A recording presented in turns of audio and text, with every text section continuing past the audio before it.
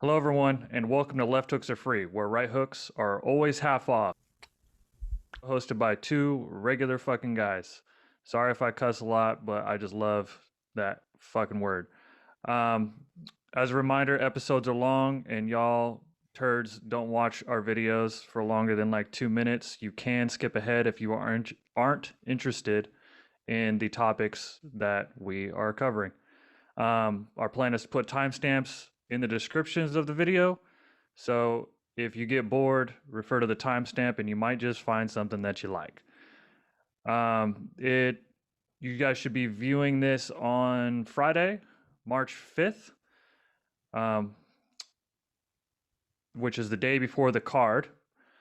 The main card, UFC 259, will be on ESPN Plus at 10 p.m. Eastern Time on March 6th via the UFC Apex Center in Las Vegas. I have the Husky Messiah with me. Tell us what we Wow. got for UFC 259. Ooh, boy, UFC 259 is quite the treat, my friend. Quite the treat. Prelims loaded, early prelims loaded, but main card especially loaded. You leading off that joint, you got Thiago Santos fighting the Rocket Rakic. I don't know if you've seen either one of them fight recently, but Racket has a unanimous decision over Anthony Smith, coming off a fun fight to watch, even though it was a decision. Thiago Santos coming off a skid, lost to John Jones, lost to Glover Teixeira, got tapped out. Old boy don't want to lose three in a row. He looks pissed. He's coming out hot. Expect some fireworks in that joint. After that, you got Dober is fighting, what's his name, Makachev, Islam Makakov, however the fuck you say that shit. I don't know how to say his name. I have no idea.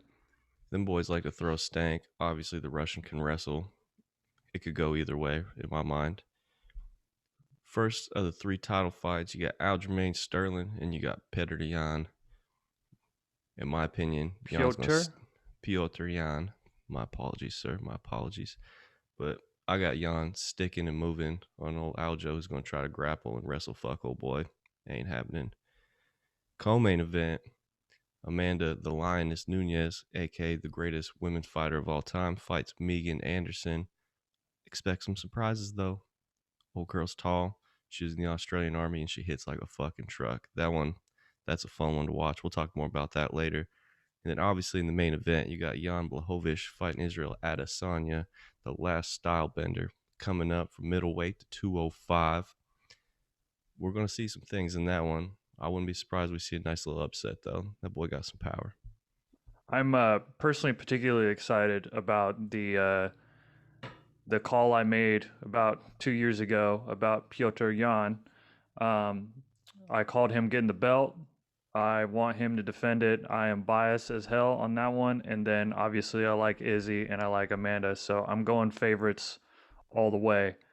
Um, Okay. Outside of that, you mentioned that the entirety of the card is loaded. Do you have anything expected for the preliminary card? Oh yes, actually, there's quite a treat on the prelims. I don't. It's not the featured prelim. That's old bummy ass Dominic Cruz. Fuck that guy. But the true feature prelim is Song Yadong fighting Kyler Phillips. I watched him actually just a few minutes ago. I think it was ESPN posted on Instagram a highlight of him laying down that right hand on somebody Yeah. and getting the KO, slipping, slipping and spitting.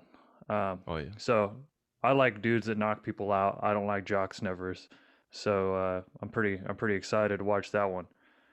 What Well. else we got? Oh, as far as the prelims. Anything? What else you got? Okay. Tell us what you think. Unpopular opinion coming in 3-2-1. Megan Anderson, fourth round stoppage against Amanda Lioness. That's that's your call. That's my Um, call. I know the lioness. She can take a punch, but can she handle the Agapara of Megan Anderson? That's a rifle in the Australian Army. So About to say I that's a don't know what really that is. that's a off joke. Only you Call of Duty fans, maybe war fans might understand that one. Hey, Um, all I know about Megan Anderson is her getting choked out by little people. So I hope she doesn't get taken to the ground because I think Amanda knows what she's doing down there.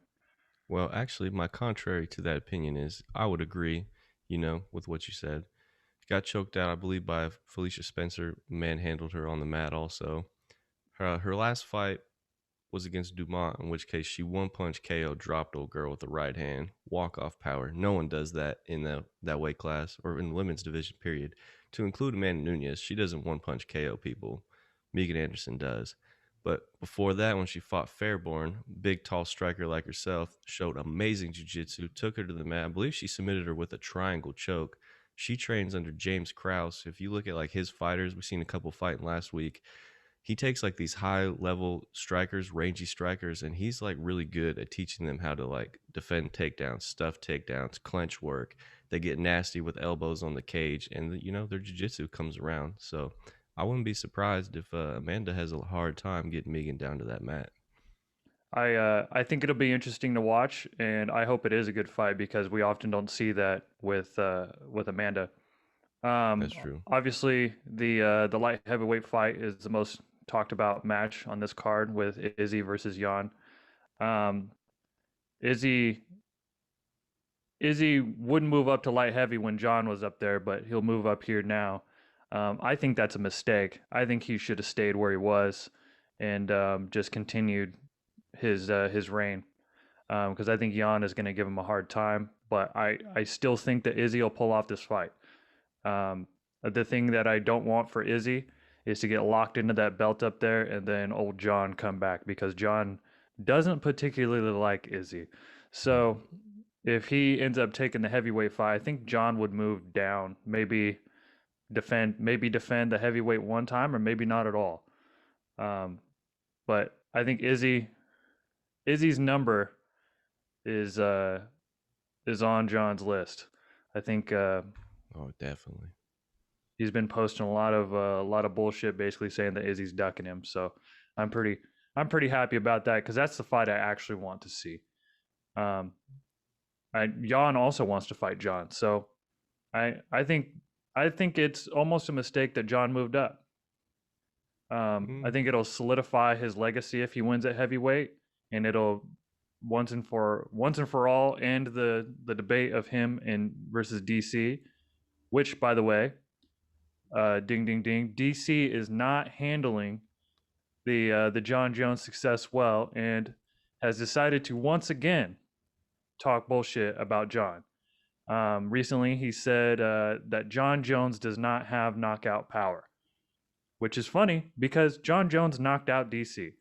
So facts. um, he said that he doesn't hit hard, he kicks hard and knees hard. Well, that's what Muay Thai fighters do. So I I'm interested to see how far the DC hate goes if John actually wins at heavy. What do you think? Well, first of all, I think John definitely wins at heavyweight. You know what I mean? I think we're going to see a new John. No more weight cuts, reinvigorated, comfortable weight, lifting weights out here. I think we're going to start seeing him wrestling and ragdolling people again. So that's my take right there. John Jones is the greatest ever. He's going to dominate whoever he fights, one way or another. DC is a sad little crybaby. Like, don't get KO'd by the man. Don't get beat by the man. Don't get KO'd by Stipe and get beat. You know what I mean? Just like, don't come in here and tell me he doesn't hit hard if he knocked you out.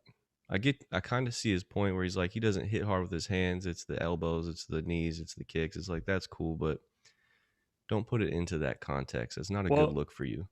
here's the thing, like I consider myself a pretty casual fan, but anybody who has watched the legacy of John Jones knows that John Jones is not a knockout artist. So he's kind of to to anybody who isn't really casual, he's not giving you any information. The funny thing is that what he's saying really shouldn't be all that controversial. What makes it controversial is that he's saying it because he's just trying to slight John Jones.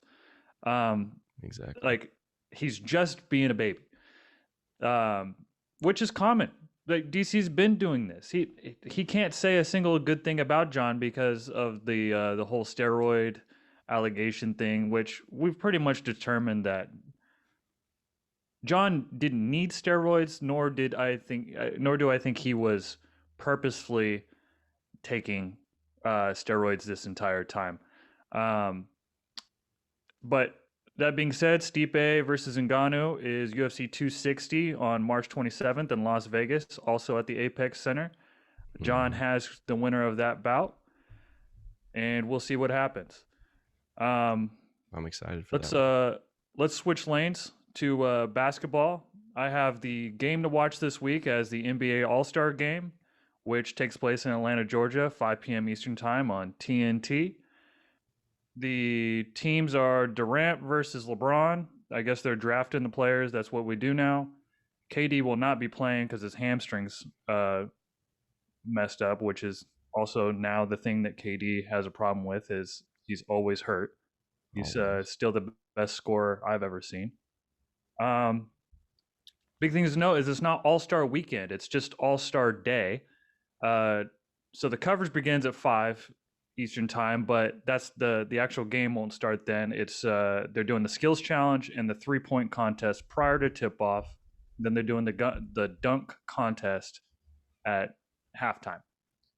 So, is there? I know you're a big basketball fan. Do you? What do you think? I know I'm a Steph Curry fan, and he's in the 3-point contest, and I would like to see him win it again. But that's all. That's all I give a shit about. Luca too. I like Luca for the skills challenge. Yeah. I concur with you on that one. Big Luca fan. Like to see him win the skills challenge. I do like to see that Steph Curry's actually in the 3-point contest because what really grinds my ass is when people like Zion, LeBron, and these cats they don't join the dunk contest. It's like that's what you fucking do. Give me give me as the fan what I want to see, which is you break rims. You know what I mean? So for Steph, he's a shooter. This is what he does. He shoots threes. Get in the 3-point contest. Shout out to him. I think he's gonna take it easy. I don't know. Buddy Hield will probably win it, or Oh yeah. or Devin Booker's getting ejected. Ass. Now that Chris Paul's out there in Phoenix, we got Devin Booker throwing hissy fits and getting ejected. Which, by the way, uh, homeboy in the Jazz also got ejected. These Oh, refs are did out he? of hand. I Um, don't know. Did you see what Booker called the ref? no, but still, like, Oh, uh, you call me a bitch like that, and I'm throwing you out too. I think I think that those things should be handled with suspensions. I don't think you should get kicked out of the game for talking shit to the ref anymore. I think it's become commonplace. Either the NBA is trying to change the way the players are acting overall and like which I actually think may be the case because the NBA is finding people for flopping. And now the ejections are running rampant. So I think they're getting sick of the whining because that's the main complaint that NBA fans have is that it's turning into soccer. Yeah, So um, from my perspective, it's in some ways it makes sense, and in some ways I'm like I just want to see them play.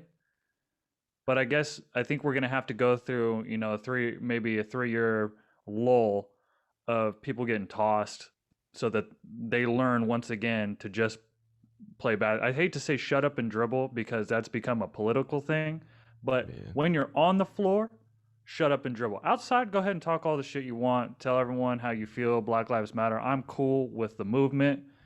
You have a place in the spotlight, so say what you need to say because now's your time to say it.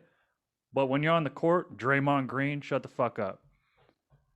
yeah. Well, I agree with you on that wholeheartedly. My biggest thing about getting thrown at is you got to set a precedent. You know what I mean? You can't be out here calling a ref a bitch because that could influence the game. Because like the Is refs the are ref a people too. bitch? I mean, regardless, it's like if you call me a bitch and I'm the ref, not me personally, but because I'm gonna smack you in your fucking mouth. But Well, if you call tee me him a up and ref, let the other people shoot too. Just tee I him up. I get that, but my thing is like throughout the game, that ref's probably gonna hold that against you or that play. You know what I mean? Like there's gonna be a little Give bit them of like, two every time they do it. I just keep feeding the other team two. The coach will handle it. You keep feeding the other team free 2 points. You keep handling. And what are so you gonna what? do when you Label it got as a a? foul. He gets 6. He gets tossed. Well, I guess you do that because otherwise you're gonna have Draymond getting tossed every game, and games are gonna take 4.5, 5 hours to play because you're a fucking bitch. But make it a foul. You can't. Homeboy got ejected for yelling and one. Who did? Not ejected. He got teed up. He got teed up when he got fouled when he made a layup. He yelled and one. Oh yeah, Was it that's some Harrell? bullshit. The other Uh, night, I saw that shit. I was like, you got to be kidding me. I Like, mean, that's different. That shouldn't be. but this is the problem. The refs are now doing this. But like I said, if the goal is to make it to switch lanes and really turn it around because it's getting really close to soccer with all the flopping and the whining and all that. Because soccer's a great game, but the reason why people don't like soccer is because they don't score enough points and because they cry too much, right? Yeah. So if that's what the NBA is becoming, to where they score a lot, but the problem is they're always crying, because that's my problem with LeBron, then so be it. That's my thoughts on that whole thing. Um, you got any comments on that? No. No, I see your point. All right. Um, gonna continue on with the NBA.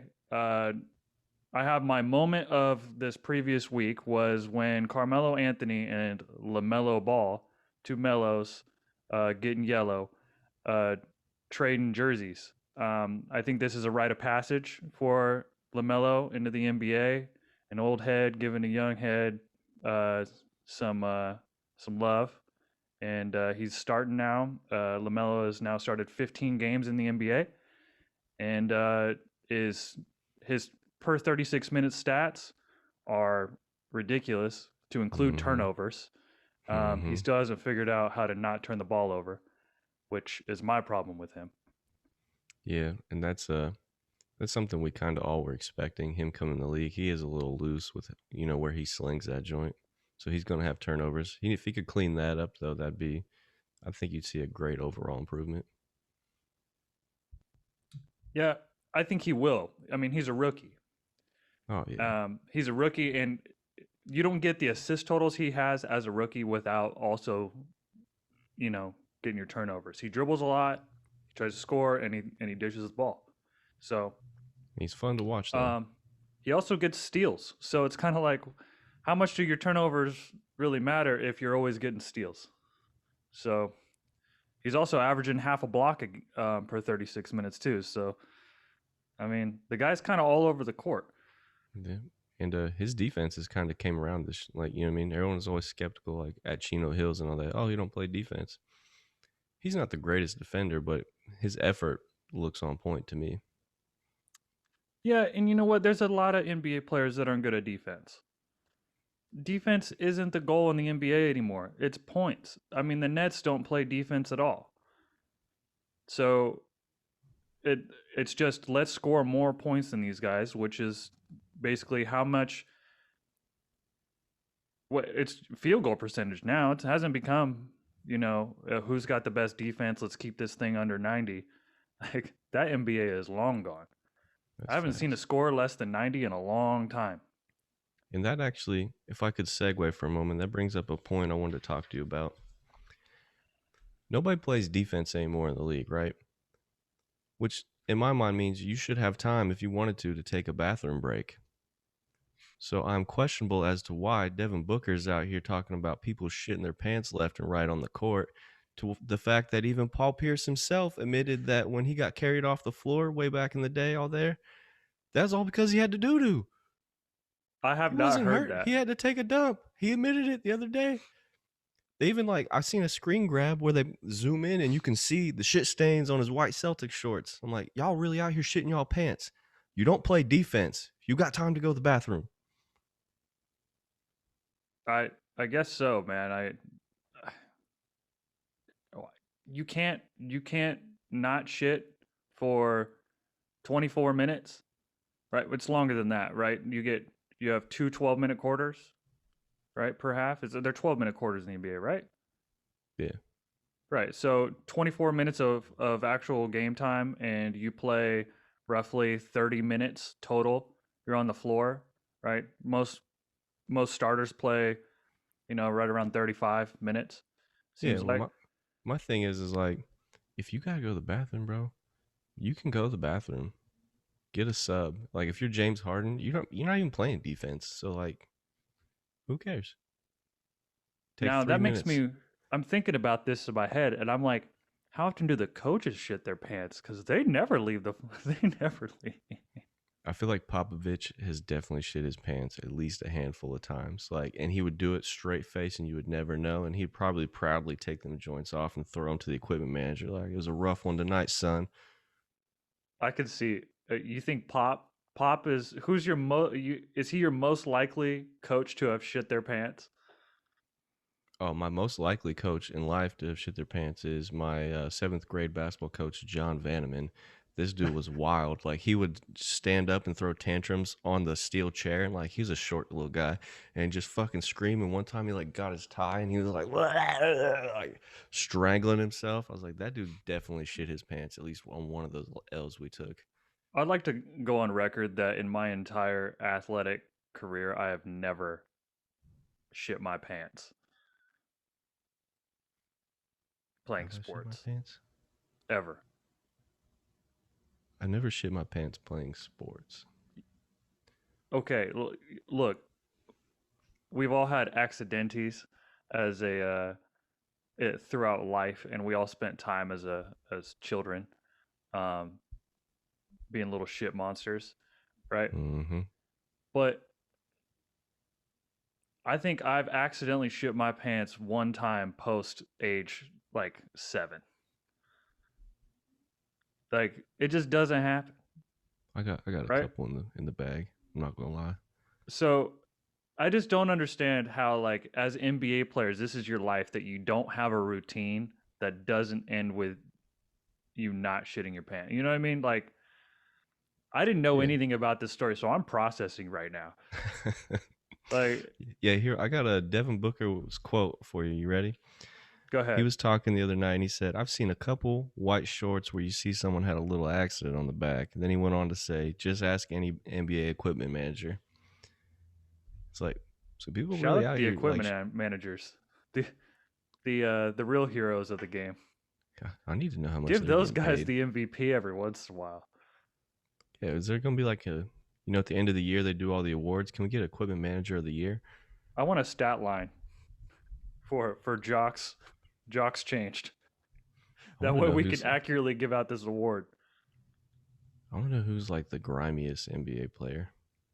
That'd be interesting to know. Like, that motherfucker need to take a bath. Rudy Gobert, probably.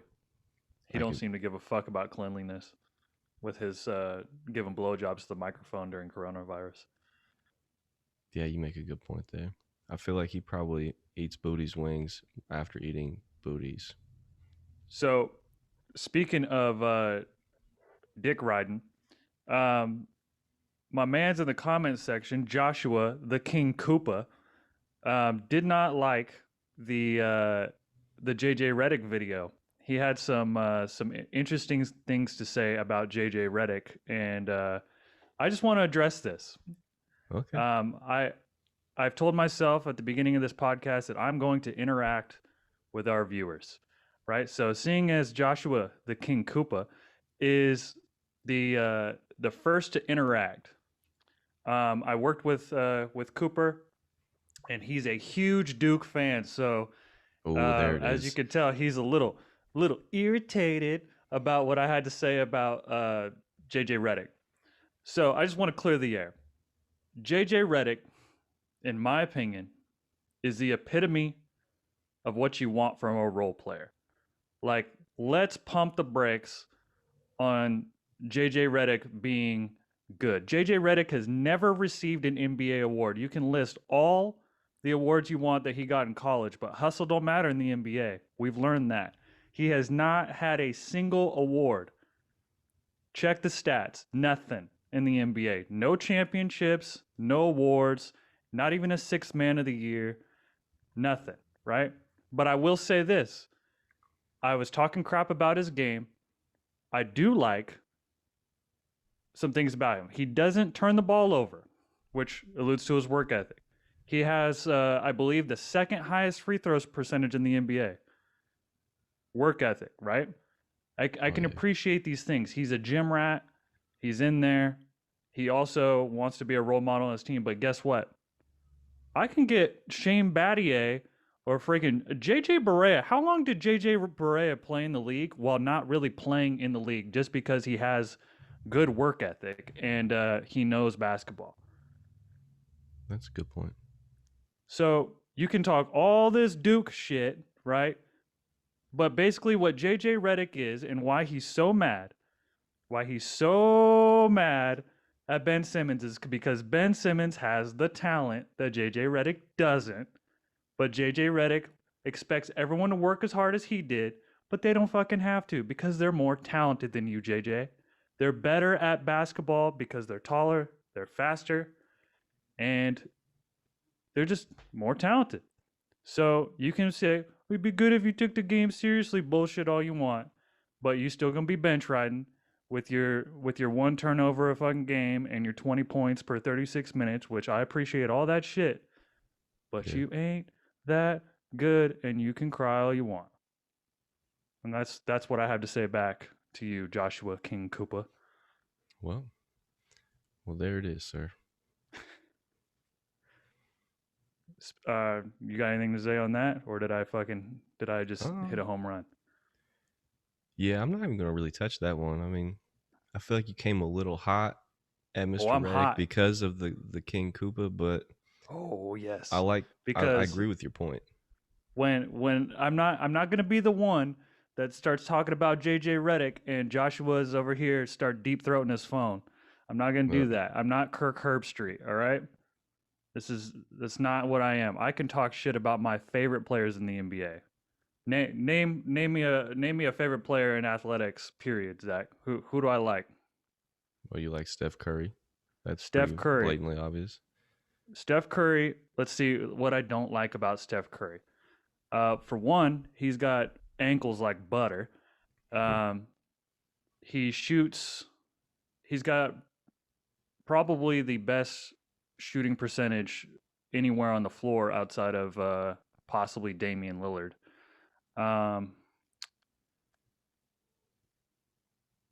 He seems to be so focused on fun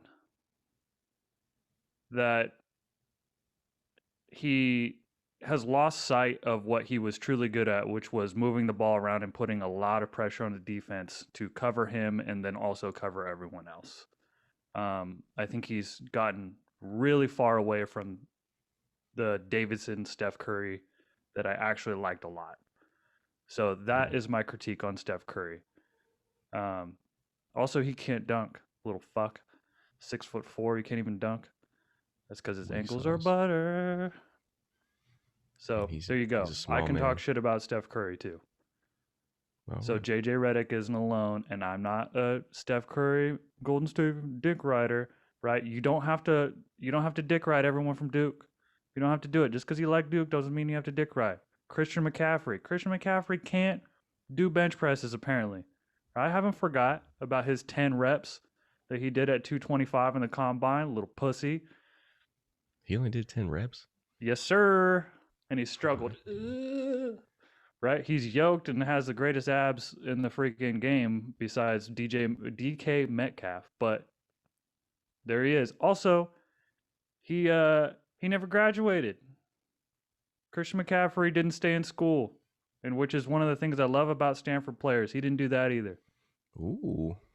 So I can talk shit about anybody on the list, except for Andrew Luck. He's an angel. I don't have anything bad to say about Andrew. There you go. Another JJ is making waves. GWOT is headed to the Arizona Cardinals. Good for him. 2 years, $31 million. He had 5 sacks last year in the regular season, and he will be opposite another monster, so he shouldn't get double teamed as much on the line. So we might actually see JJ Watt do something if he doesn't get hurt, which is JJ Watt's new problem in life. Yeah, that's what it comes down to. But I think that's a good opportunity. He's got Chandler Jones on the other side. Shout out to John Jones' little brother. Exactly. Maybe he'll actually do well. He had high praise for the quarterback. What the fuck is that dude's name again? Murray. Kyler Murray. Kyler. That's a terrible name. What he Colin basically? Coward was talking about how much he likes Kyler Murray, and he's always like, "Oh, they have to fit the big man type A personality, the alpha male bullshit. You can't be an alpha male and be named Kyler. Ladies, No. don't name your sons Kyler. It's a terrible name." Go ahead. What were you gonna say? Oh, you caught me off guard. No, I was just going to talk about JJ Watt was basically saying like he sees like that you can win a Super Bowl with Kyler Murray, so that's why he ultimately was like, I'm cool with going to Arizona. You can win a Super Bowl with Nick Foles, It's been done. and you can beat Tom Brady with Nick Foles. The Goat Slayer. I think we are overrated on the quarterback position in a lot of ways in the NFL. I can argue against it just as much as I can argue for it. Tiger Woods update. They got the black box. I guess they're worried about possible reckless driving.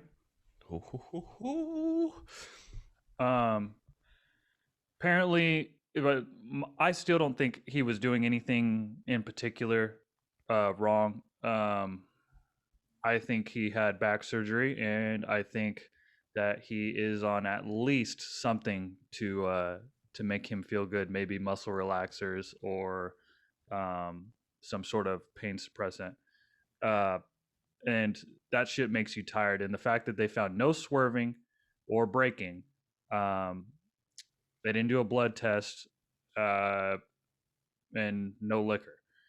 But that doesn't Hold on. mean that he didn't take a little snooze in the Genesis, which probably has some driver assist capabilities. I fall asleep driving my wife's car because there ain't shit to do. So I can only imagine a new loaded Hyundai Genesis. You Go said ahead. they did not do a blood test. Nope. Oh, that's interesting. Um, I'm assuming there's a reason for that. Maybe the fact that there was a bone sticking out of an old boy's leg and they had bigger shit to worry about. Uh, That makes sense. but even then, he was prescribed it, and a lot of pain meds, they come with the suggestion that if it makes driving difficult, don't do it. But there's nothing expressly that says that you can't drive, right? Yeah, well, So there's a few like sleep aids and shit, but I don't know. I don't think there would be any reason for Tiger Woods to be that distracted unless he fell asleep. um yeah, I think he fell asleep. Yeah, and I can speak on that too as somebody. I have chronic issues with back problems, muscle spasms, all that. I have like flexorals that I need on the occasion that I do need them. And if you pop one of them little baby muscle relaxers to get your back right, it's nap time. Like I couldn't imagine like, quiet morning, something like that, just cruising like that nice little scenic route. Very easy to fall asleep. I will say that the best game of basketball I've ever seen you play, you were on muscle relaxers. Hey, I was feeling smooth. He Caught me he had no hustle, hmm, but his shooting stroke was oh so smooth. Um, so I caught don't me know. vanilla Anthony. That's solid. Uh, anything else to mention in sports? Do you have anything on your list? No, that's about all I have for this week. All right, let's switch lanes into general news. The $1,400 slash $2,800 per family stimulus checks should be coming through by the end of this month. Um, Hey, the Senate is just waiting to pass that. I guess the IRS is prepped and ready to go to give you your money if you earned it by being poor. Um, I think this should be the last one. I, I'm I'm done with stimulus checks after this. As much as nice as it has been, um, I think we're carrying this on a little bit too far. I You still haven't even got your second one, and you're not even employed. yeah, Um, like what's happening, Don? What I do to you? yeah, if you don't work, you don't get shit. Uh, somebody must have claimed you as a dependent. Somebody else Well, got your money. if they did, you need to come pay my bills. Exactly. Um, So yeah, $1,400 per person if you make less than 75 a year, and 2,800 per couple if y'all make less than 150,000. Jesus, where's my head at? $150. Uh, more on the money line. We got minimum wage. Everyone's been talking about increasing minimum wage, and I have some shit to say about minimum wage increases. But if you have something to say, you go first, because my spiel is going to be a little deep. No, I'm ready. I'm ready to hear what you have to say. I'm All right. excited. So there's been a lot of people arguing that minimum wage, the current minimum wage, does not cover. It does not cover the expense to live in the United States, right? And they often use rent, right? So the average rent in 2021 is $1,400 a month in the United States, which, by the way, I pay $550 here in Indiana. So I wouldn't say that that number even closely resembles the national average for rent. So, yet another great argument for it being a state by state thing, because it's significantly cheaper to live here than the national average. So if you make $1,500 a month, if you make $15 an hour here on 40 hours a week, you'll be doing pretty well. But here's the thing that really gets me about these numbers, right? So if you make $15 an hour working full time, the expert consensus as far as how much money you should be spending on housing is 30% of your monthly income.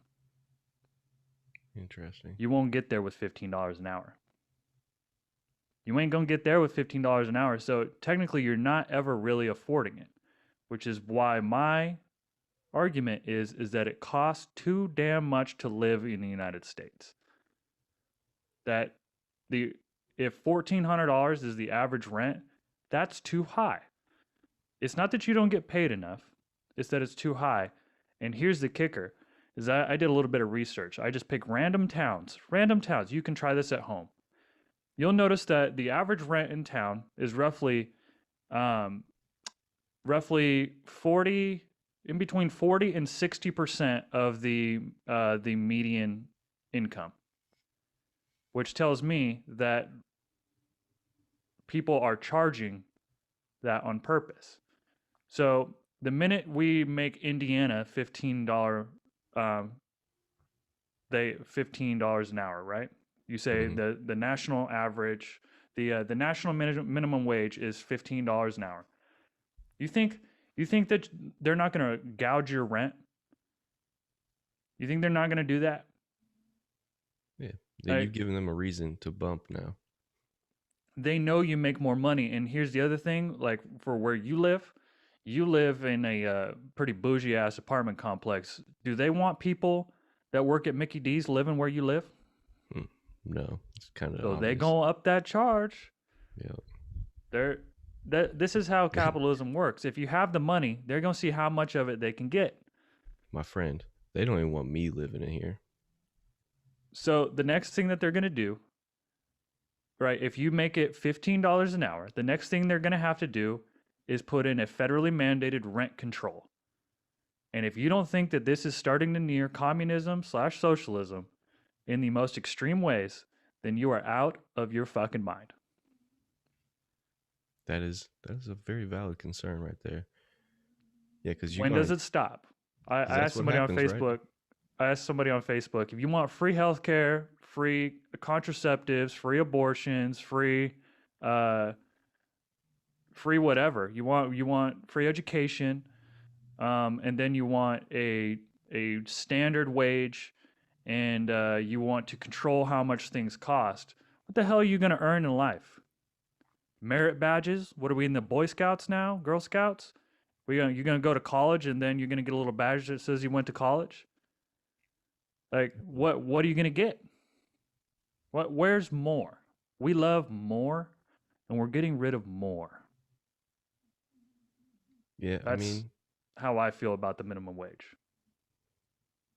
I see your point. It's not to say that there aren't too many poor people, though. I'm not sitting here. I'm not going to get up here and say that 750 an hour is bullshit, because 750 an hour is bullshit for a federal minimum wage. But it's only bullshit because it costs so much. Yeah. That's where it's like give take. It's like we've inflated like the property market. So it's like, but is increasing minimum wage, is that really the solution, or should we look elsewhere for the solution to this housing issue? You know what I mean? Because I had to think about this when I was living in California, right?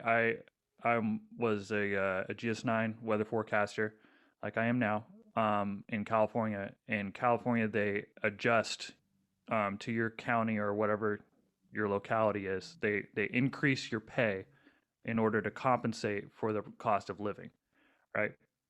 Um, I took maybe $100 pay cut going to Indiana, a check.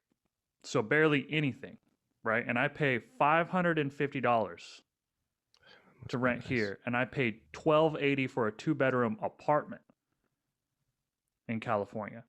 So the locality adjustment wasn't right. And if I thought for a while, I said, I deserve to be paid more here, right? And I was making $29 an hour. And I was like, I deserve to be paid more. But then I started thinking that it's not that I don't get paid a lot. You know, I don't get paid great, but I get paid more than most people that I knew do, right? Yeah. It's the fact that it costs so much to live. $6 a gallon for milk, $4 a gallon for gas, 12.80 for rent. They gouge you on your insurance. They gouge you wherever they can get you. It's the fact that it costs so much to live there. It's not that you don't make the money. It's They cost take of too living. much of it, And you gotta look, because they're just trying to tap you out. That's capitalism. and I feel with that one, you gotta look in other places. You can't look at the minimum wage being the issue. The real issue lies somewhere else. It lies with your tax. How are your taxes set up? Like look at California. Everyone is mass ejecting to all these different states, Idaho, Texas, you know what I mean, Tennessee. They don't like the tax policies. They don't like, you know what I mean, all these other factors that go into it. It's not so much about what you're required to pay your least paid employee. It comes down to like, what's your housing market? What's your property taxes? What are like your city like coding? What's your, you know what I mean? All this other stuff. Like let's get away from worrying about and fighting over the minimum wage, and let's figure out what the actual issue is and go from there. Yeah, and it's funny because the other thing that is happening is they're blaming the rich people, right? And this kind of goes along, like there's going to be a lot of people that hear that I'm saying that it costs too much to live there, and they're going to say, well, the rich are too greedy. It's like, well, yeah, right? They want to make money, but they're also providing the entirety of the service to you. Like, so you can't be mad at Jeff Bezos for making a bunch of money while he's also the most convenient dude. If you use Amazon, I don't want to hear you say shit about Bezos. But not only that, but Amazon is the most convenient and cheapest place to get most things. Just like Walmart. People bitch about Walmart. I'm like, you go to Walmart, all the poor people go to Walmart. You can't tell me that Walmart is the greediest place while also charging the least for the product. They're making the most money, charging the least, and providing to the lowest section of the public. And they're kind enough to let y'all come in there looking like straight dog shit. I seen y'all. That's why I don't go there. Right. So it's not like a situation where they're necessarily just targeting poor people. Obviously, they're targeting poor people for their business, but they're also charging the least.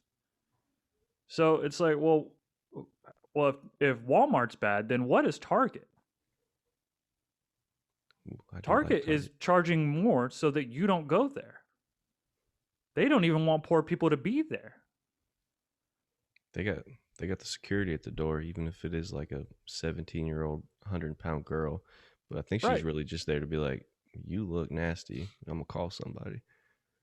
So it's really hard for me to say that Amazon is so greedy. I can understand like they don't pay their workers enough, and they work them like, they their employees like slaves. I can get all of that, right? They're lowering their overhead, not paying out their wages enough. We can argue that all day. That's probably their source of greed, and that's why they can make it so cheap.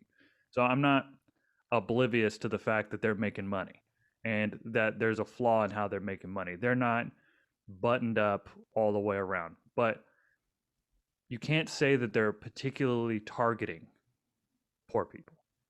No, you can't Right. say that. It's you can't say that they're trying to hurt poor people. They're not. It doesn't seem like they are. Not to me. And then to think that upper echelon CEOs don't deserve their wages. They work harder than most people do. Like they put in more hours. Elon Musk like never sleeps, dude. It's been talked about that he like falls out at work. The dude's a machine, building machines. Yeah. So, he's an Well, alien. My thought on that, just kind of like in general, is I don't feel like you should be counting other people's pockets and worrying about them. You know what I mean? Like, what's going on with you that you're looking out to what someone else is doing, counting their accomplishments, counting their pockets, being concerned about what they got going on? Why aren't we looking within? Let me handle what I can handle, because I don't see how a CEO making a lot of money is, unless someone can like approach me and explain this argument. Bezos making all this money. How is he slighting me in the fact that he works hard and he's had great ideas, good career choices? I appreciate it. I love Amazon. It These are employs a the lot of people I know.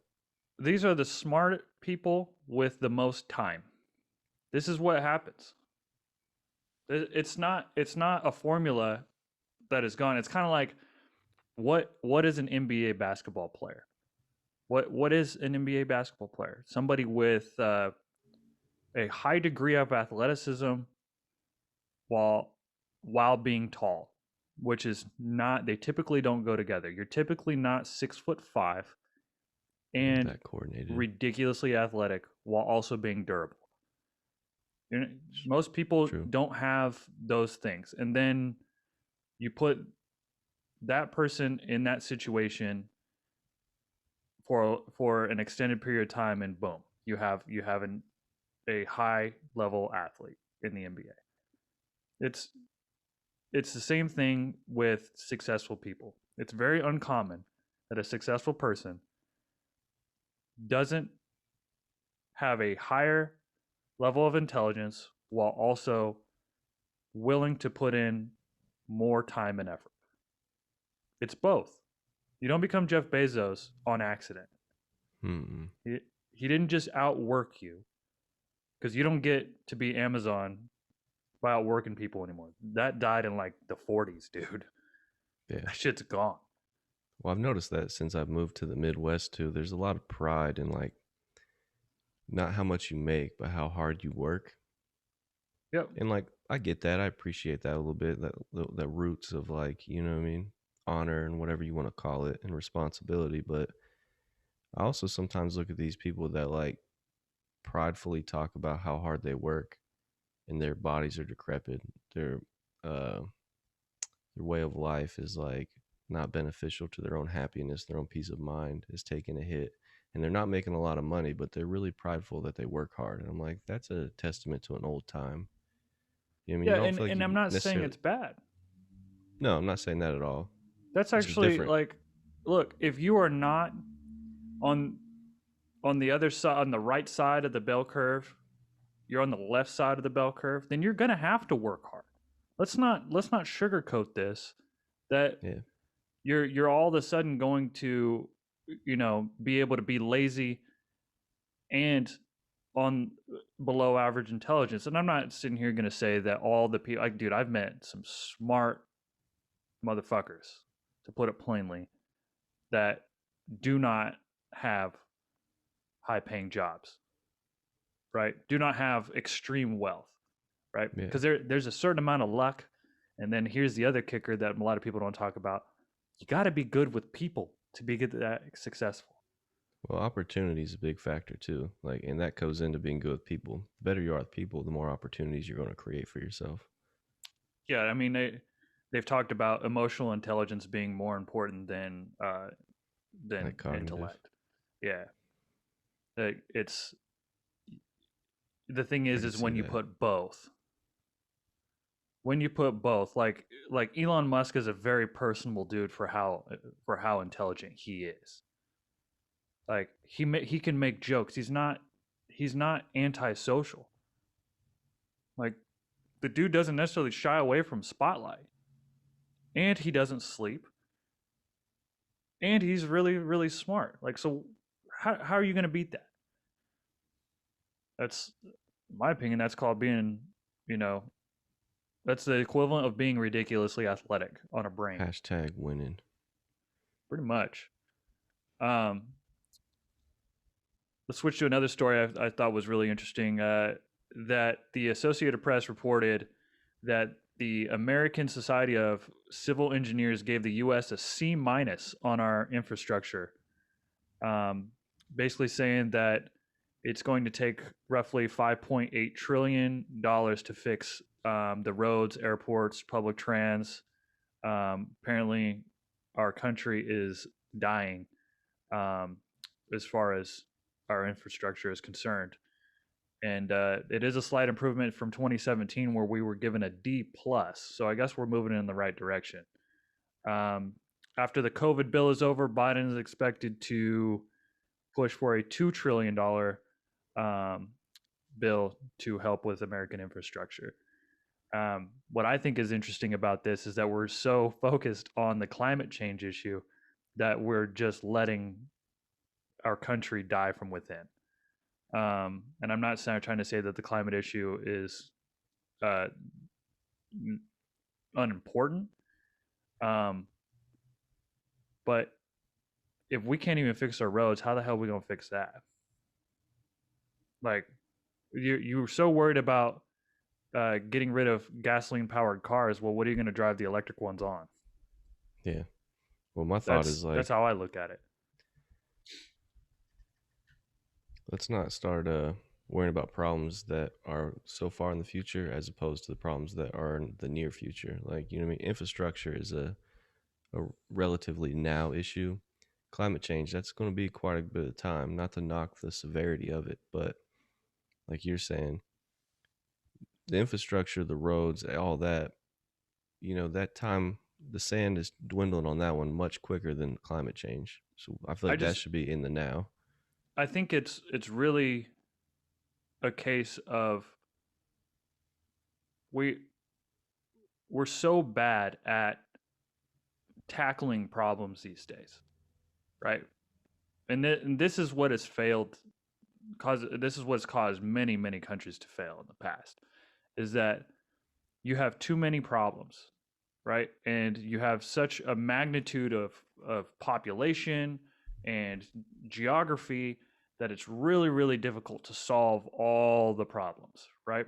And now since we've gotten to this thing to where we care about the whole globe, right? We're a nation that is very concerned with the entirety of the planet that we live on. That we can't even handle things on a state level. We can't even solve state problems, right? We Yeah. we're worried about the big picture when the small picture is failing too. So where are you achieving goals, right? And we always look to find a common enemy, right? Yeah. That's the Where move. we're always doing that. Like the most recent one was Trump, and now that Trump's gone, he's still like hanging on a little bit, but it's back to climate change and minimum wage and all these things, right? That we're saying people are too poor, and it's I guess getting too fucking hot, right? Yeah. It's like the common enemy is that we're not actually solving problems. That's my thing is that we tackle almost nothing. We when's the last time we've actually achieved a goal, not just said that we achieved a goal. You know what I mean? Yeah. And like, what counts as like a legitimized goal? You know what I mean? Yeah, it's it's just too many fronts. Like we look at it like, hey, we passed a bill to give funding, we win. It's like, well, what did they do with the funding? Did we actually win? Yeah, did we win or did we just drop more bombs on Syria? Right. Um, yeah, we haven't really won a war. Um, We eradicated ISIS, but oh we man, are they're we are back getting already. to the point where we are getting diminishing returns on our investments. Um, and I don't know why. I think we just have too many fronts that we're operating on. I think when people say that the U.S. kind of needs to recluse and internalize our affairs, I think they have a strong point in that regard. I Yeah, was astonished that the infrastructure problem is not just by state. It's not just by your little county. It's nationwide. Um, the infrastructure sucks. And then Texas lost all power due to weather and shit. So that's like, wow. We gotta figure it out here at home. Failing. shout out to Ted Cruz. You know, Texas loses power. He's the senator. He has the lovely idea. I should go to Cancun.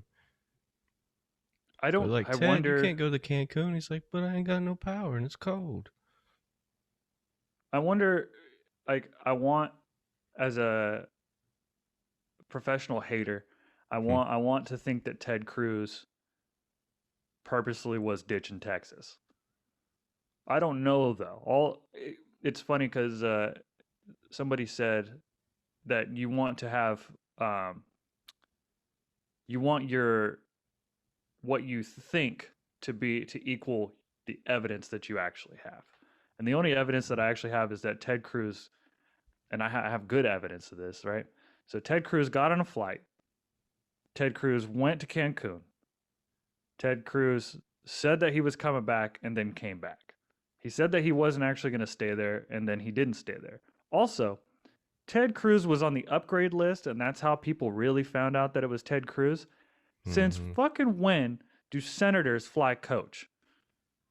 When they're trying to not get caught flying, that's when. See, that's what you think. I'm like, he didn't plan on going on vacation. The ticket was bought that day probably, or else he wouldn't have been flying fucking coach.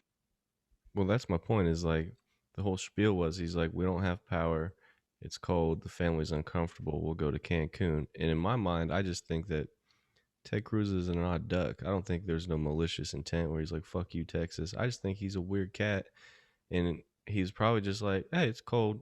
I don't want to fucking deal with this. I'm going to go not be cold somewhere. And then he did it, not, being slightly detached from the real world and the like normal people of Texas. And somebody's like, hey, Ted, you look like a real fucking prick. And he's like, oh shit, you're probably right. I should probably go back. I don't feel like he had any like bad intent or he's like, fuck you guys. You know what I mean? It's just, I think he's a weird dude and he probably just didn't recognize the social impact of what he just did. I definitely wouldn't want to go fly coach to Cancun to only be gone for 11 hours. On a That's personal what, level, that sounds fucking terrible. and to me, that means that he didn't intend to come back until Yeah, somebody said like something. if my daughter's like, "Dad, come with us," like I'd be like, "Nah, you're good." Like I'm not gonna go there for 11 hours. So I think the evidence suggests that he wasn't going to stay, but I disagree. skeptically, I think like the semantics of everything involved with it that he was trying to get the fuck out. So Yeah. that's that's how like it kind of like the 9/11 conspiracy. That's like, well, we had exercises for it, and yet it still fucking happened. It's kind of hard to be like, maybe it wasn't a planned show, but at the same time, I'm like, that seems Mm. really fucked up, and I don't think we really want to do that. So I don't know. Yeah, I'm You know not what I mean? touching that one, I'm if I'm being more honest. inclined to believe that conspiracies are just conspiracies, that they're most likely not the truth, and we tend to make shit up. But Ted Well, Cruz, that still wasn't good PR. no. And it's just like Bad PR. You should have known better, I guess is my point. Whether you thought you're going to stay or you're going to drop him off, you knew what it. You should have known what it was going to look like. Your PR lady or man or pick your pronoun should have been like, "Hey, teddy bear, not a good look, Playboy." Yeah, they definitely caught him slipping, which I think is your cue. Do you have anybody that you've caught slipping this week? Ooh, we caught slipping is gonna be missed on most of y'all turds because you don't appreciate the finer arts such as jujitsu, the martial arts, my friend. All right, WNO, Gordon Ryan, aka King Gordon, greatest no-gi mixed martial artist, excuse me, not mixed martial artist, jujitsu practitioner under the Danaher Death Squad. So he's out of WNO, has a match there against Jimenez. Dominates as he always does. He even called it before the match. He's like, I'm going to finish him via a mounted armbar. Does it. Finishes him the exact way he says. GOAT status, right? Setting a tone for you. Also present was Andre Galvao, which is like arguably like pound for pound number 2 or 3 behind Gordon Ryan. And they're actually set to have a match against each other at ADCC in 2021, which is like that's the biggest stage for jiu-jitsu competition. Like no-gi submission grappling is ADCC, their events, and it's every 2 years. And they're having a super fight. So Galvao is like it's like a hierarchy type thing. Like if you win this year, you're the champion or whatever you want to call it, and then you face the next competitor. You know what I mean? So this is like the super fight. This is the biggest match, biggest event in modern day jiu-jitsu in recent times, right?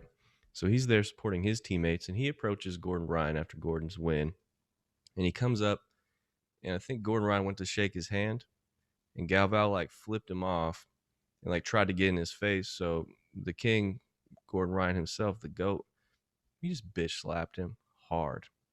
He pimp slapped this man hard, like, go ahead and take that. Continues to yell at him. Galvao backs down, and then ultimately, like, Gordon realizes like no conflict's gonna come, so they're changing some words, and he just walks off. He's like, "I'm gonna go do my interview," and he's sitting down to do his interview, Wow. and Galvao's like trying to run up again, and you just see John Donaher with his fanny pack, just fucking ready. He's like, just waiting. Why would someone I ignore do 50% of the I do human like body? Gordon Ryan. I'm not an aficionado when it comes to jujitsu. I can appreciate the art. Actually, I think the wife. I'm gonna have her try out some jujitsu places. She just got a new job, working with kids that are unstable, and they're old enough to probably fuck her up. So, and I That'd be worry a good about her. look. So I was like, you know what? She loved jujitsu. I think she's gonna be making some more money at this new job. I think I'm gonna have her go start taking jujitsu again. I might even join in. As you Um, should. And also on the note, if you're in the Columbus area and you got some good gyms, I'm trying to find a spot to make my own. So hit me with those. yeah, that would be nice. I don't know any here in Indiana either, but I'm sure that there's at least something that because very small, limited knowledge is more than most people have. Just remember Facts. that, folks. Mm-hmm. That one stripe white belt in jujitsu will most likely eat you alive um, if you get in a ground war. I don't care how much high school wrestling you had. Um, you will be caught slipping. Speaking of being caught slipping, Dr. Seuss's 6 books, 6 of his books were taken off the shelves and will no longer be published because they portray people in hurtful and wrong ways. Now, Um, have you went and let's looked see. at the illustrations in these books? No, no. I'm. I thought about it. I don't give a shit about Dr. Seuss to that level. I mean, Sam I am, green eggs and ham, whatever. I think it's fine for kids, and I think it's a good idea to limit the scope of racism to children because I think that's where it's mostly learned. But that being said, the to basically limit Dr. Seuss as a whole person, um, because President Biden omitted the mention of Dr. Seuss on Read Across America Day. And while Dr. Seuss may have portrayed um, white supremacy and Orientalism in these 6 books, I do think that he has had a positive influence on children's reading, which I think is just as big as a problem, if not a bigger problem, in the United States than racism. Um, our literacy rate in the United States is at an 8th grade level. Like, let that sink in, folks. I did not know that. You most likely can't read better than an 8th grader.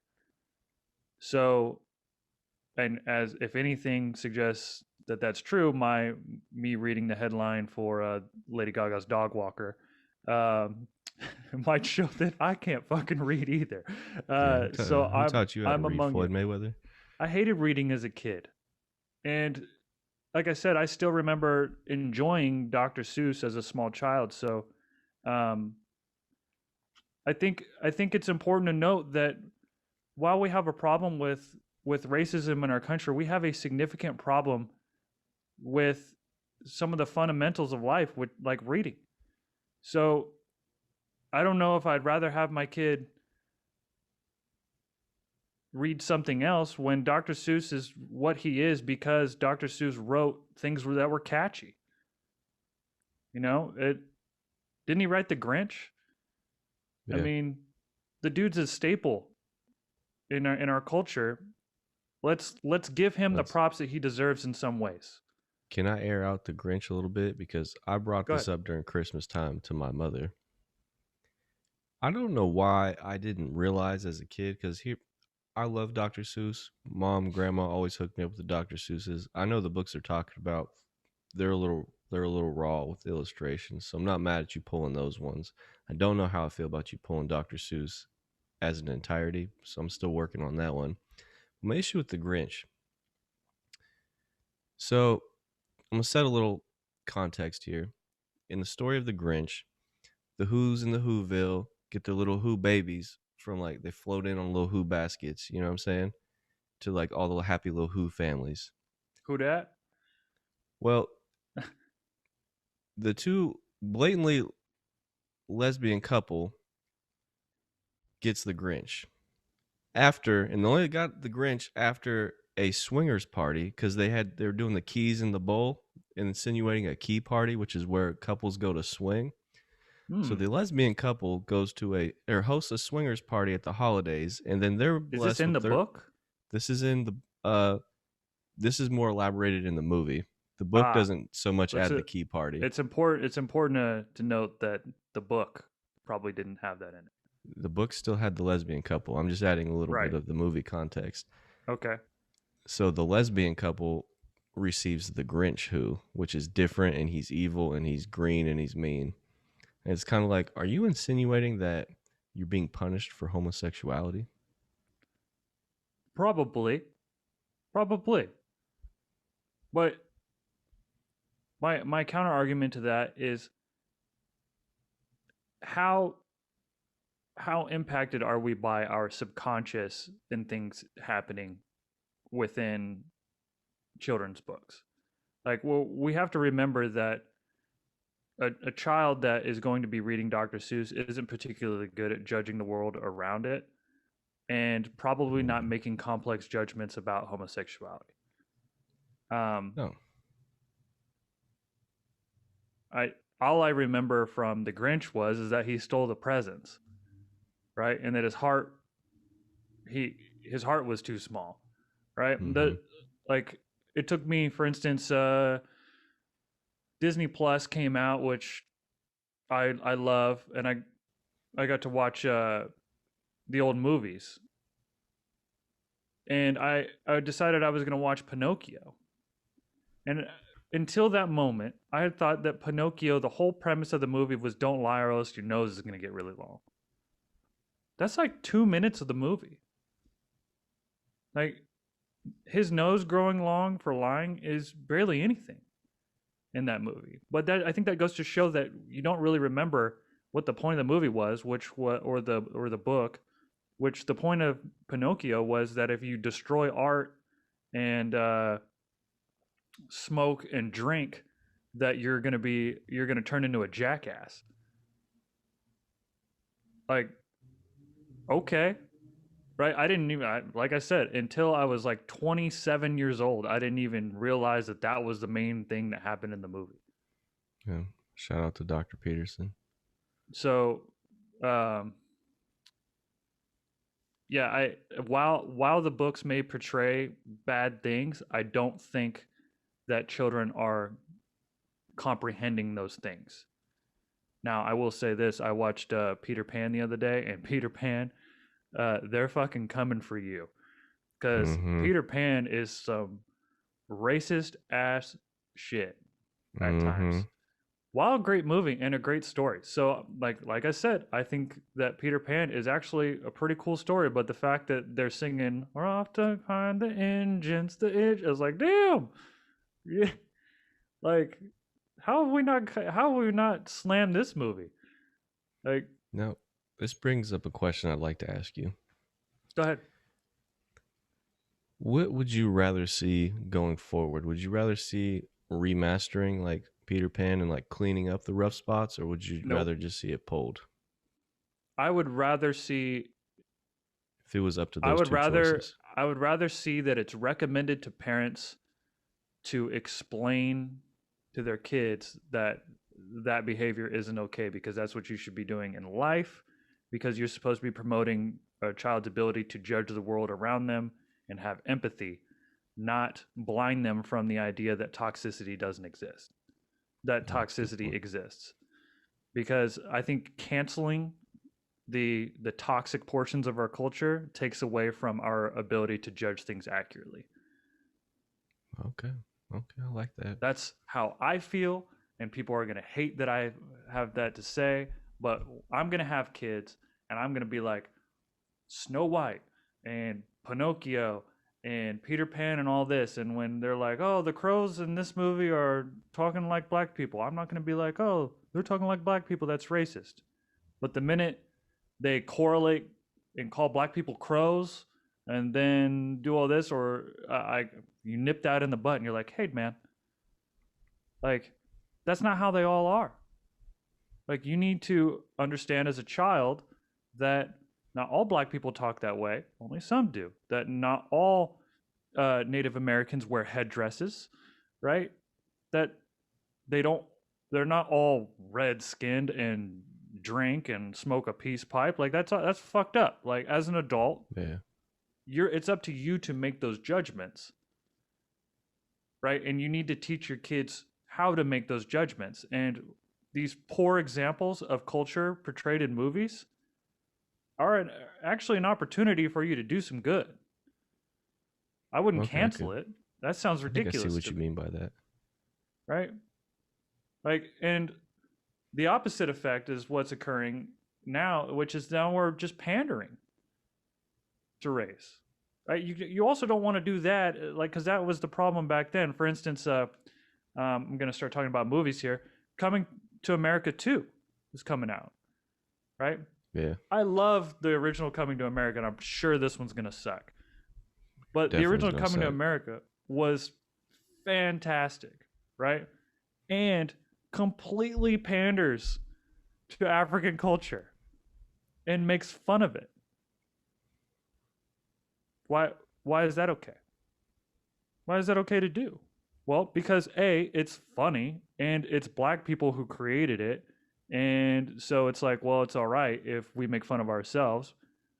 But we also make light of the whole idea that a black guy from Africa with his completely different culture struggles to make it in New York. Like, that's actually happens. You know what Yeah, I that mean? sounds just like that's an immigrant type story, you know what I mean? Yeah, and it's hilarious.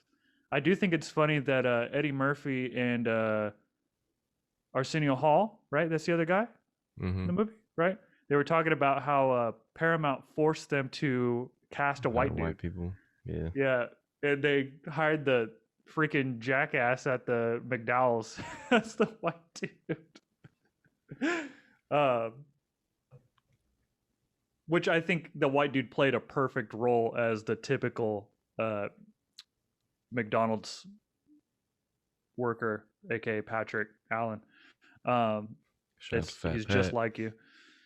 Uh, yeah, I think that it's a rough balance between portraying the wrong message to people and also making light that culture exists and that you and some levels have to embrace it, and that and some shit that you do is weird. That's the other thing.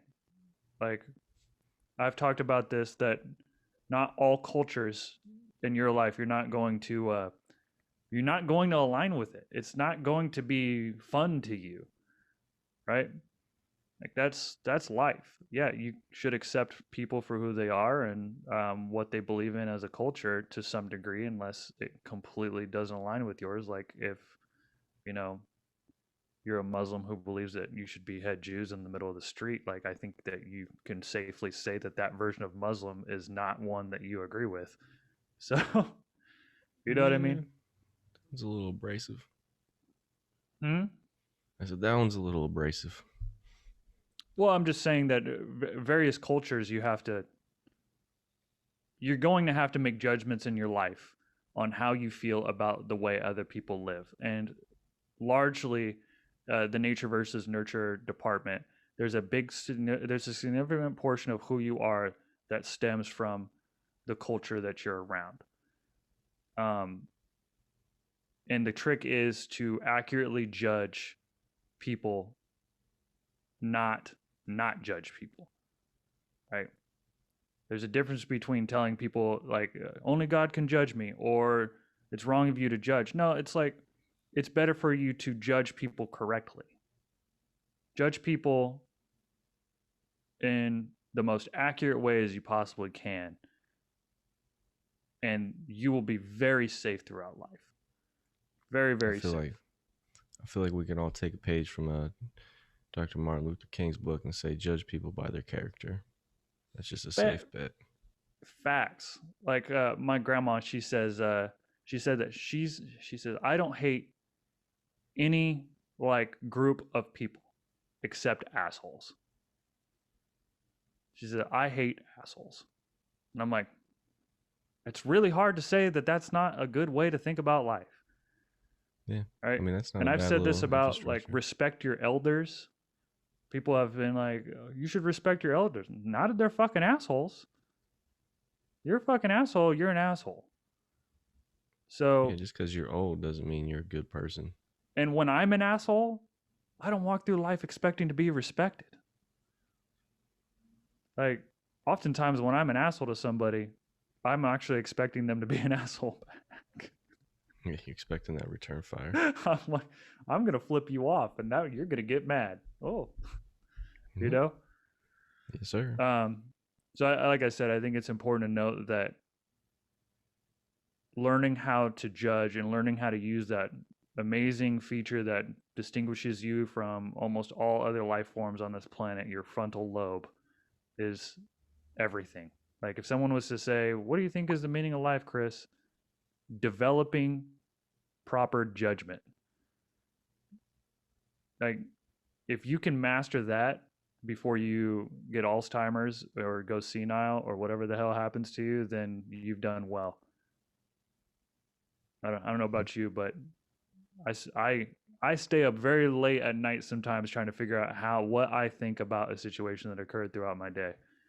Um, I don't think many Yeah, people do. I think many people just go to sleep and say, "Fuck it, I don't give a shit."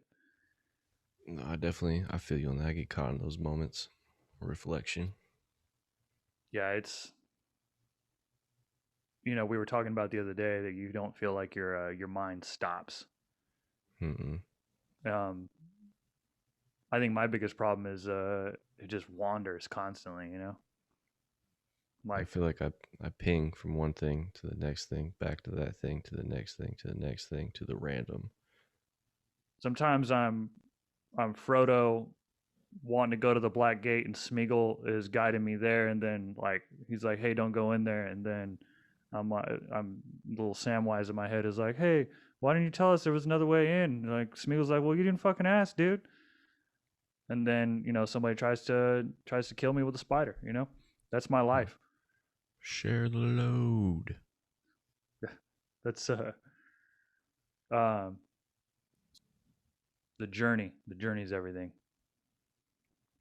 Life is an Learn to unexpected journey. work within the journey. Also, I am going to cry a river when they one day figure out that Lord of the Rings has subtle racism in it.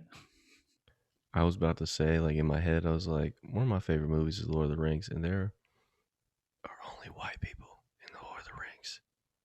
It's like Everyone is white. not only that, but the depiction of pure as being fair and white and all this, and I'm like, oh, one day somebody's gonna run across it and be like, Lord of the Rings is getting a little. Well, It's that's not 100% true because like they did like frame through the story progression Aragon to be like pure, and he was like always like dirty and like roughed up and like rough around the edges. But I get what you're saying. Like all yeah, the high elves of the White Vindar, or however you say Wizard, it, you know. Gandalf the White, Um, it's just people aren't gonna Gondor's white look. as hell, the White Tree. Yeah, people aren't going to look Mm. deep enough into the story. Not only that, but all the orcs were black, and then we're just trying to take over. So we basically demonized all the black characters in the movie. But Tolkien is also like uh, very big on like color.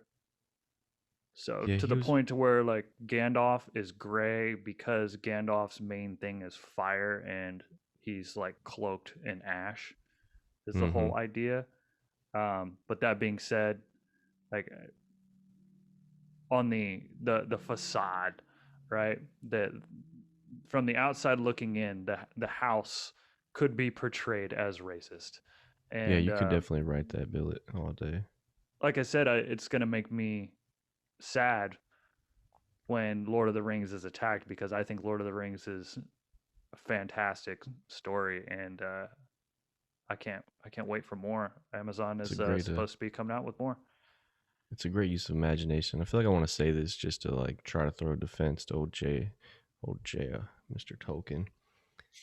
I feel like the black and white's more of a biblical sense, you know what I mean? Because he uses like it's a very biblically based type of storyline, so he's using that like light and dark in like that tone, you know what I mean? No. But it definitely don't look good. Like, don't get me wrong. I'm not trying to. Well, I am trying to defend it because one of my favorite childhood stories, but Well, it's in comparison to Harry Potter, which is actually a story about how prejudice is so wrong, and they portray that as evil. Like Harry yeah, Potter is more about racism than any other story I've ever listened to. yeah, with the Muggles and all that. Yeah, like it's almost weird how it's kind of awesome that section of her creativity. The rest of her creativity is not to be found. But the fact that the plot basically she said that regular ass humans are pieces of shit according to Voldemort's gang. Like that Yeah, made all of us like it attacked all of us. You know, she didn't just make Voldemort some evil dude that wants to kill Harry. No, she made Voldemort some evil dude that hates you. yeah. Hate you for just being you. Like what a way to call that out, you know? Like let's express, you know, let's make the prejudice guy evil to all of us. You know, because none of us are magical as much as I would like to be. I never Leviosa. got my letter. Avada Kedavra. Fuck out here. Yeah. Speaking of movies, yeah, like I said, Coming to America 2 releases uh, by the time you guys are watching today on Amazon Prime.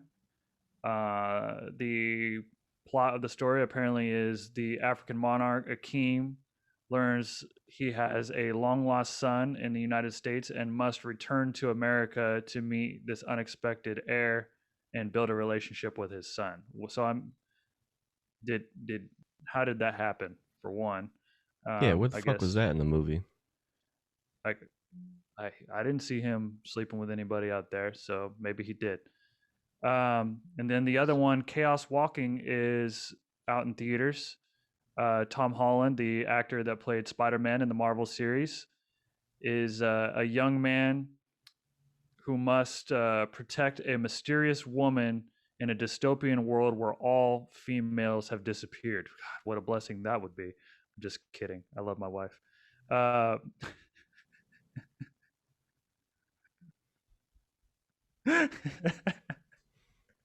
Continue. uh, only a married man could appreciate that joke.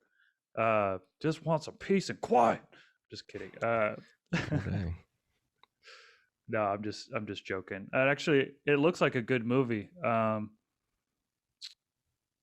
obviously, you have to go to theaters to watch it, which is the weird part. Like, man, like who the hell wants to do that unless you're a Texan or what do they call it in Mississippi? Mississippites, Mississippians. Oh, Um, I don't know. I think if you're from Mississippi, they just say you're drunk and you can't read. Um, yeah, that's a stereotype. That's pretty accurate. Facts. I know that if Mississippi people watch Mississippi people, damn, that's a fucked up way to put that. Mississippians. Y'all Mississippians, uh, you know it's bad and you can't read when you don't actually pronounce all the syllables in the state name that you have. Or when you They're have to like, have a it's song just to know how to spell Mississippi. your own state. Yeah, I live in Mississippi. Like you lost a C in there, Isis, if you will. Come on down to Mississippi, where you can drink and drive, but you ain't got to be able to read the road signs. And apparently, you don't have to wear a mask. Um, I guess some doctor in Texas was saying that while Texas could handle a fourth wave of COVID, um, the morale amongst doctors is so low that it would be very detrimental to the healthcare system. Oh, that's interesting. Which I don't know. From what my dad was saying, that it's been a pretty big pay cut because they can't do elective surgeries. So are they mad that they have to take care of sick people that don't pay well, or are they just mad about all the hours? That's a joke. Obviously, it's about the hours and the amount of people that they've had to watch suffer and be on ventilators and die. But before I get too dark, Dork. Texas and Mississippi. Yeah. You don't have to wear a mask there. CDC says that's not a good idea. But yeah. You have to, in Ohio, the masks are still pretty abundant. Oh yeah, Ohio seems to be nice and slow on like the changing of regulations. You know what I mean? Just very recently, in the last week or so, have they removed the curfew at night? Here at my work, they took away our admin leave, right? So they wanted to prevent people being in the office too much. So they took away the day off that we'd get every shift cycle that we'd go on. So if you worked Monday through Friday, you would get Friday off. They took that away, but then they made masks mandatory indoors at all times. So it's weird how we've transferred the preventative measure is now completely masks and no longer spacing and Can I crowd ask, control. why don't you have a mask on right now? Because Jesus doesn't have COVID, and he's the only one in here with me. Solid answer. Continue. That's all I can think of. So I think masks are appropriately rated. Let's get to the over under. This is a special segment of the show that we are creating where the Husky boy lists off a few things, and then I have to express whether I think they are overrated or underrated.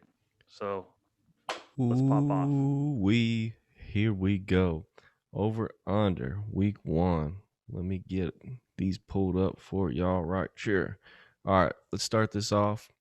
just had a fight recently, last weekend. Another dominant performance. Mr. Canelo Alvarez. Overrated, underrated? Over, under. Appropriately rated for right now. Overrated throughout history. Talk to me. Because Canelo Alvarez lost to Floyd. He's better now than he was when he faced Floyd. Canelo Alvarez, I believe, lost at least one of those fights to Triple G, who is underrated. Triple G is underrated. Big facts. Insanely underrated. So the fact that Canelo gets so much publicity and Triple G gets very little makes me want to say that he is overrated, but I think he's appropriately rated because Canelo is really, really good and great head movement, shit Great power, defense doesn't really these knock days. anybody out. But I like Canelo. I would say appropriately rated. Okay, I can live with that. Like that response. Moving on. Next on the list, we have the Houston drip god himself, a.k.a. Sauce Walker. Sauce Walker is underrated. He's underrated.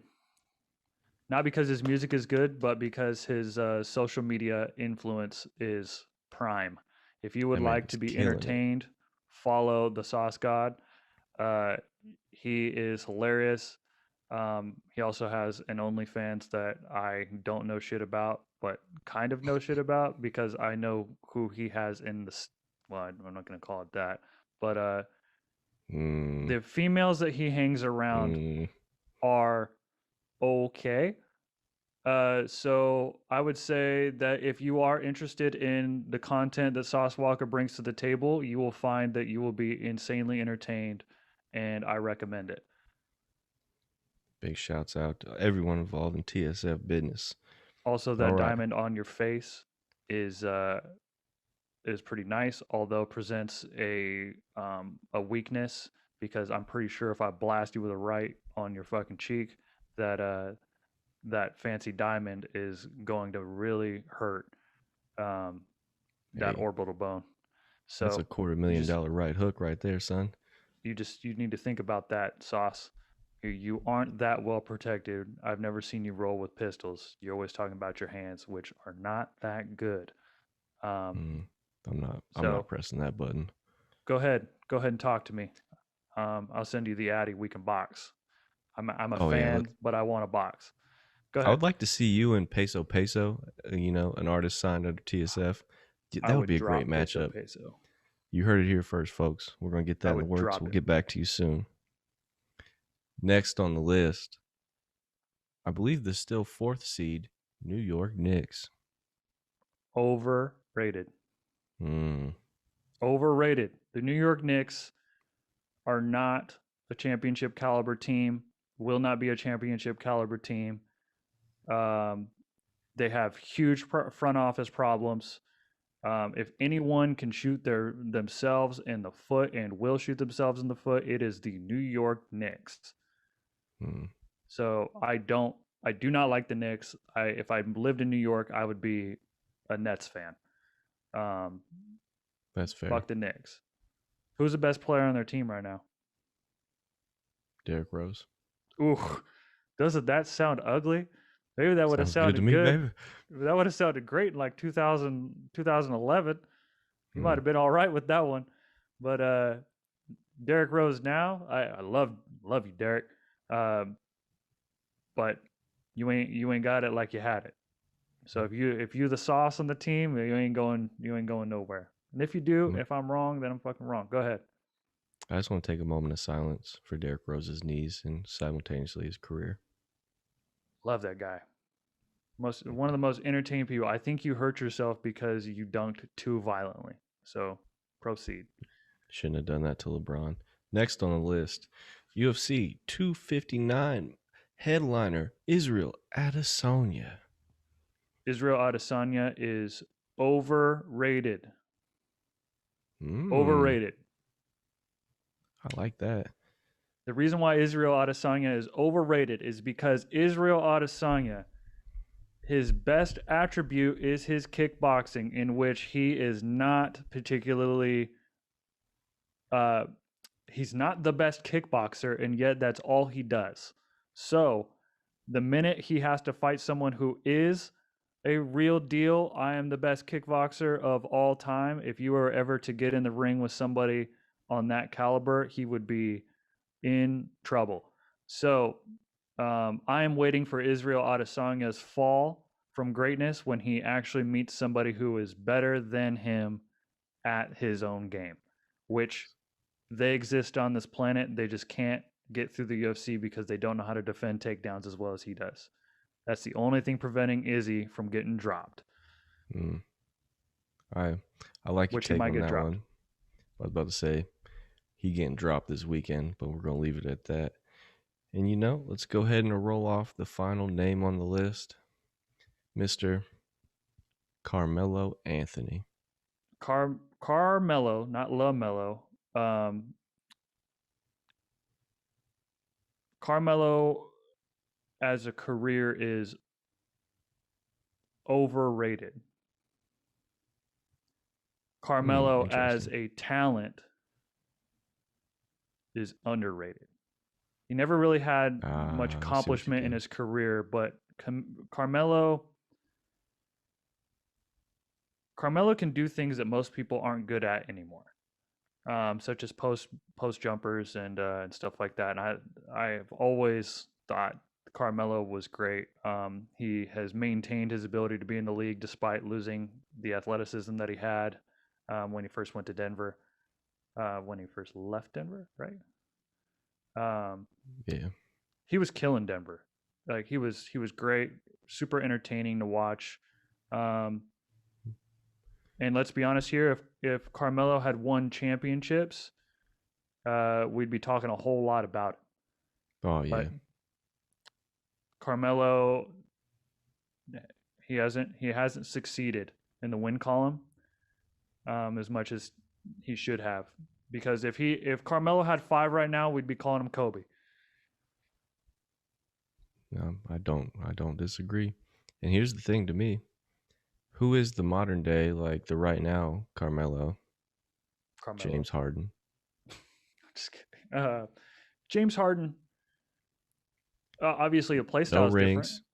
Play style's different. A lot of similarities though. No rings. Dominant scorer. ISO player. Lots of issues with headlines off the court. Lots of issues with rifts with teammates. Kind of has that same type of funk, if you will, floating them around throughout their careers. But like, there's a lot of similarity there. If James Harden don't win no rings, don't bring no ships home, he's you know what I mean? He's like an our age type of. I don't want to say our age because Carmelo Anthony is like my generation, but he's like this generation's Carmelo Anthony. I could see that. I get where you're going with that. Yeah. Yeah, that's still a tough one though. It's still a tough one to figure out uh, whether he's overrated or underrated. Like overall, I would say I'd have to say overrated. Overall, Carmelo's overrated. But I got a big one for you. Ready? Special over under to Zach Taylor. Michael Jordan, overrated or underrated? Go. I think in today's age, Michael Jordan is now underrated. Not for so much his talents on the court, but his impact to the sports world in general. He created a legacy that we can only compare other things to. We don't compare anything like above or beyond Jordan's legacy. Everything is compared to Jordan-like or Jordan-esque. You know what I mean? And that, as far as his skills on the court, I'm not going to like sit here and say that he's the greatest all-around single player I've ever seen. But when it comes to the clutchness, the moments, the legacy, no one will ever surpass that. It's just when you take everything and bind the culture, the pop culture, the shoes, the clutch shots, the mentality, all of that, he's underrated. And like for all you kids out here, like tell me LeBron is the GOAT because LeBron's 6'9" and bodies him up. I see what you're trying to do, and I'm all right with that. I've been there myself. I've had that argument. But if I'm looking at everything that encapsulates Michael Jordan, he's underrated. Yeah, with the risk of sounding like an old head, I think Michael Jordan um, is underappreciated despite the fact that YouTube exists and you can go watch this man play. Yeah, Um, go watch the old games and then come talk to me. Basketball, just overall brilliance on the court. But that being said, largely what Michael Jordan was something that the NBA hadn't seen before. Um, Flashy, personable, good, Hmm. motivated, just a superhuman person. Um, which we're gonna transition to my fun fact, and I'm gonna be on a series of superheroes, not superheroes, superpowers. Um, Okay. a lot of people don't think they exist, but I have a few superpowers for y'all. Um, the first iteration of real superpowers is natural short sleepers. This one's gonna get a lot of you. So 12% of the American population uh, does not get more than 6 hours of sleep per night. Most of you will probably say, "Man, I don't get anywhere near that," especially if you guys are parents. Lots of mothers out there are not getting the proper amount of sleep. The problem is most of y'all are sleep deprived. But here's what's going to make you really jealous: is there are people walking around on this planet that don't need more than 6 hours. They're called natural short sleepers. People like Elon Musk and Donald Trump are a few famous names of people who don't need sleep. A lot of you looked at Donald Trump and said, how does he have all this time to tweet at all these crazy hours? Well, because he don't need sleep. Hmm. Um, Natural short sleepers have been studied and they are known for not needing coffee. They don't need naps. They don't need the weekend to catch up on sleep. They're often excellent multitaskers and have high degrees of high high pain thresholds and don't get jet lag, which is the crazy part. So if you were to calculate this out, right, and here's what makes them superhuman. Okay. On average, you're supposed to get 8 hours of sleep, right, to feel awake. Well, with the guys who need less than 6 hours of sleep, they spend a significantly more time awake than you do, while also being refreshed. So much so that throughout a year, they typically get over 30 days of bright and fresh awake time. Extra 30 days. days. Could you imagine what you could do with another month awake? A whole month. I might actually lose 10 pounds. So that's, to me, that was crazy. I was like, man, they get they can stay awake so much more than we can, that they can accomplish all these tasks, which is why they are truly superhuman. Um, couldn't believe that shit. Yeah, and that's Uh, I think we should also point out that these are people that don't need the sleep, not you soccer moms, gamers, young folk that like to stay up late and deprive themselves and slug Starbucks and Monsters and say like, "Oh, I don't get tired." Like, no, you do. You're just stimulating. Like these people are naturally do not require that amount of sleep. yeah, yep, 30.41 days. Dang. 30.41 days more awake than the rest of you lowly regular sleepers. Um, I caught somebody slipping. Well, Reddit caught somebody slipping, and I Oh yeah. observed it. Uh, Ooh. since we're on the back end of the show, this will be fun for you guys. Uh, there's a Marine who got famous on TikTok, female Marine, famous on TikTok because she was posting her situation where, as she called him, her perpetrator, uh, was getting an honorable discharge, and then she found out that he was actually getting the go ahead to stay in the Marine Corps. She presented this man to be a sexual predator and a overall piece of shit, and the internet largely agreed with her and shared her story. She has the spotlight, and it turns out that no, she was not sexually assaulted. That a Marine that she worked with found her OnlyFans account and subscribed to it, and then shared all the pictures with everybody else. So she was just mad that nobody is paying for it. So he got court-martialed and pled guilty to spreading the news and her content around. And they basically said, not a big deal. Although wrong, not a big deal. Proceed with your career, son.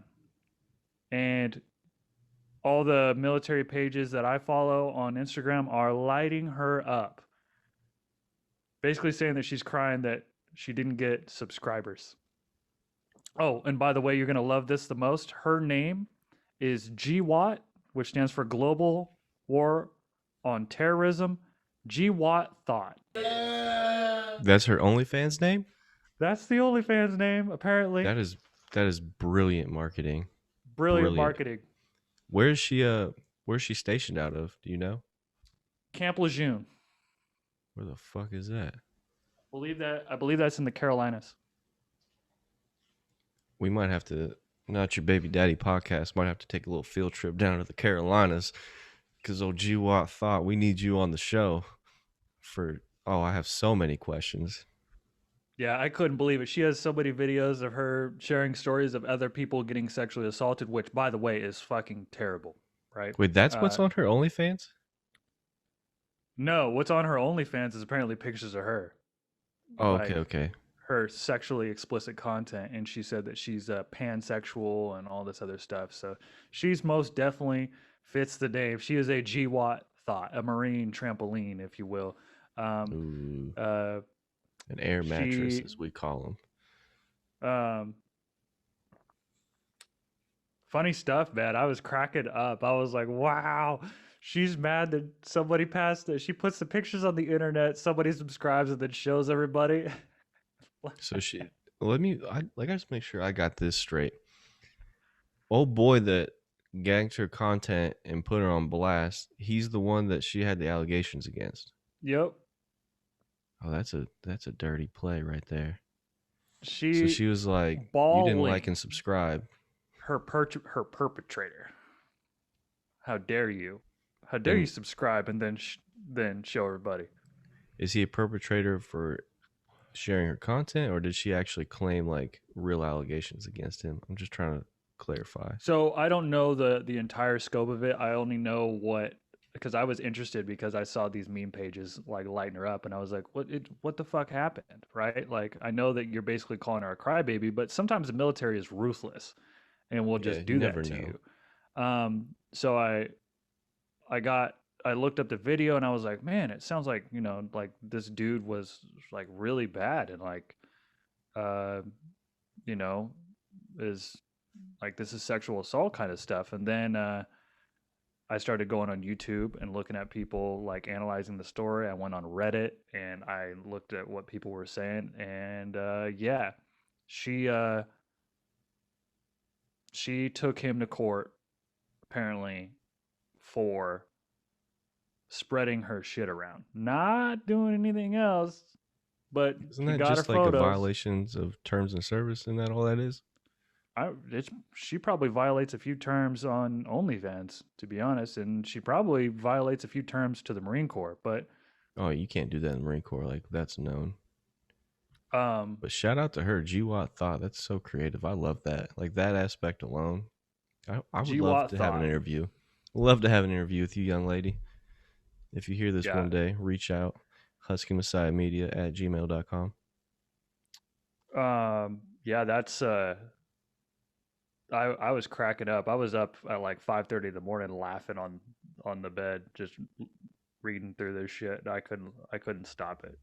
I hope that I'm right, and I hope that the alligator, that we're not offline like I was with the Lady Gaga's dogs getting shot. Uh, Good point. but so because if there was something more real and tangible, that like this dude is a piece of shit, but I mean if he got court-martialed and they're letting him stay in, they were going to kick him out with an honorable discharge. And like I said, it doesn't seem to be like, if I know the military, if you get accused of sexual assault, you get fucking fried. Yeah, So you're guilty until proven innocent. shout out Steve Holloway. uh, you were a real piece of shit anyway. But yeah, there you go. Other podcast news. My buddy BG Evans owns a gym, and he is starting a podcast. It is not going to be about CrossFit, even though that's what he seems to know best. Apparently, he had some medical issues and was put through the ringer. And he's going to share his story about basically the terrible medical situation that he went through, in which at one point apparently he was told that the reason why his hips hurt was because his balls were too big, is what a doctor told him. And that it was putting too much strain on his groin. That's a This thing. should be interesting and funny. He's a good friend of mine, and I can't wait to listen. I figured I'd plug it on our podcast and give a shout out. If you made it this far, there you go. You got Is any? this why my hips hurt? Maybe. I don't See my know. I'm primary not a care doctor, physician. but there you go. Let's go. This is going to be kind of a week product of the week. I'm going to be doing a product every week that I think is cool or impactful. But that being said, the first week, let's not forget ourselves, that you in your life is the most important product in life. Most people forget to work on themselves, their mental health, their physical health, their emotional health, and if you love Jesus or whatever thing else, even your spiritual health can have drastic impacts on your own life. If you're not feeling well, go get help.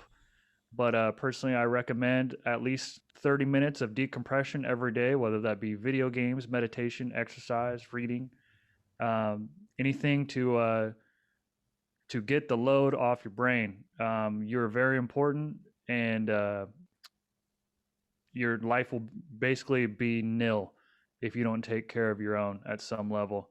But that being said, it's also extremely healthy to have a sense of responsibility in your life. Take on a project, take on something difficult, and give yourself accomplishment, which is very empowering and can really help your mental health and lead to a happy, fulfilling life. We're going to head into the closing sections of the show. Husky, do you have any closing messages for everybody? Any updates on your podcast? Anything? I just want to first start off in a caveat on what you just said there. Life gets hard. Sometimes just having someone to talk to is all you need. So get out there, therapist, friend, mentor, family member. Find you a Samwise Gamgee. Get you someone to share the load. But we're as far here as, for you. Yeah. Oh, yeah. Hit me up, dog. I got you. Get at me in the email. Set something up. But as far as over here, Not Your Baby Daddy podcast should be coming soon. Hopefully by the end of the month, we'll have our initial episode out there. So stay tuned for that. But no big news outside of that realm. We're on Instagram. We are on Twitter. Everything can be found at Left Hooks Are Free. Also, this is the Husky Messiah. Find him on Instagram, and I am Papa_Glide. So you can find me on Instagram. Snapchat as well. Get at me. Just remember that if you do decide to talk to me, follow me, anything else, I am sometimes controversial. I actually like everybody. And if you have anything to create dialogue with me, feel free. As you saw with Joshua King Cooper, there is an opportunity for me to interact with you via the show. And no, I won't always come at your head unless I think there's a reason for me to come at your head, because left hooks are free and right hooks are always half off. And we're done with the Bow. show.